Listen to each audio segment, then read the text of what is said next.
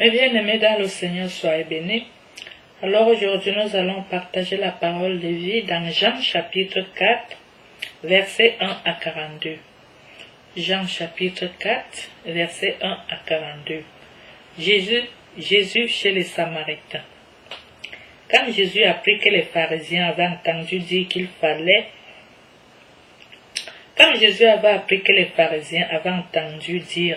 qu'il faisait plus de disciples et en baptisait plus que Jean, bien qu'à vrai dire Jésus lui-même ne baptisa pas, mais ses disciples, il quitta la Judée et s'en retourna en Galilée.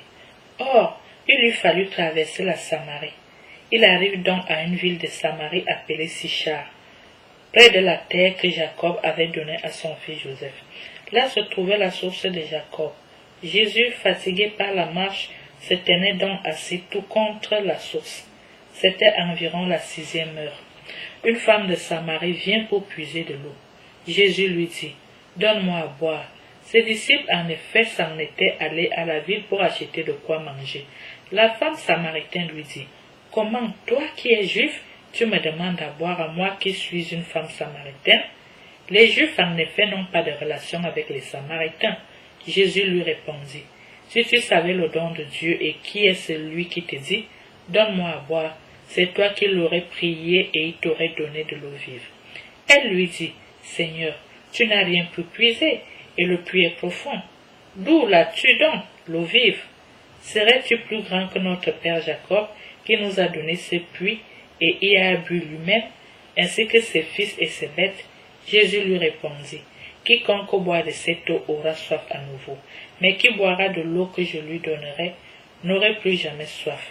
L'eau que je lui donnerai deviendrait en lui source d'eau jaillissante en vie éternelle. » La femme lui dit, « Seigneur, donne-moi cette eau, afin que je n'ai plus soif et ne vienne plus ici pour puiser. » Il lui dit, « Va, appelle ton mari et reviens ici. » La femme lui répondit, « Je n'ai pas de mari. » Jésus lui dit, « Tu as bien fait de dire, je n'ai pas de mari, car tu as eu 5 maris, et celui que tu as maintenant n'est même pas ton mari.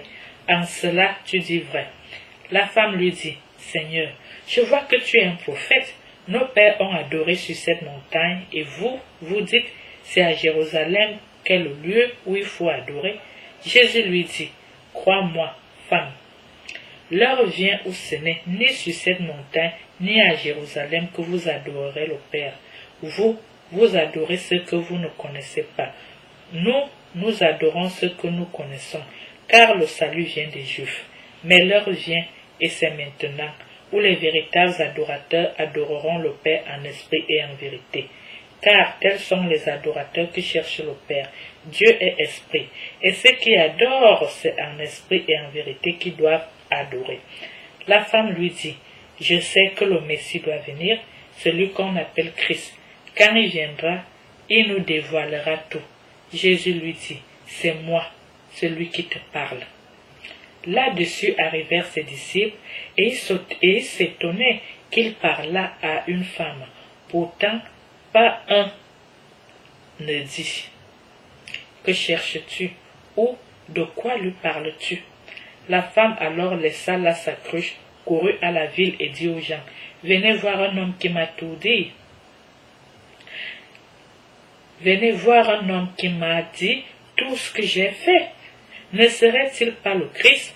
Ils sortirent de la ville et ils allaient vers lui. Entre-temps, les disciples le priaient en disant, « Rabbi, mange. » Mais il leur dit, « J'ai à manger un aliment que vous ne connaissez pas. » Les disciples se disaient entre eux, « Quelqu'un lui aurait-il apporté à manger ?»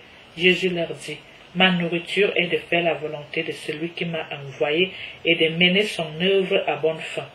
Ne dites-vous pas, encore 4 mois et vient la moisson? Eh bien, je vous dis, levez les yeux et regardez les champs. Ils sont blancs pour la moisson.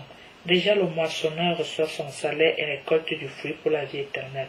En sorte que le semeur se réjouit avec le moissonneur, car ici se vérifie le dicton, autre est le semeur, autre le moissonneur.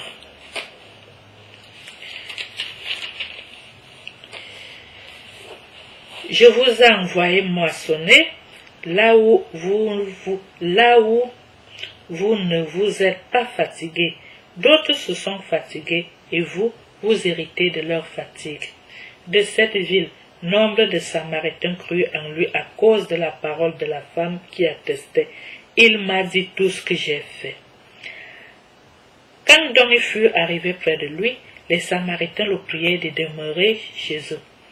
Il y demeura 2 jours, et il fut bien nombreux à croire à cause de sa parole. Et il disait à la femme, ce n'est plus sur tes dires que nous croyons, nous l'avons nous-mêmes entendu, et nous savons que c'est maintenant lui le Sauveur du monde. Mes bien-aimés dans le Seigneur, soyez bénis. Merci beaucoup d'avoir accepté de partager avec nous. Nous nous retrouverons au partage suivant, et que Dieu vous bénisse et vous garde.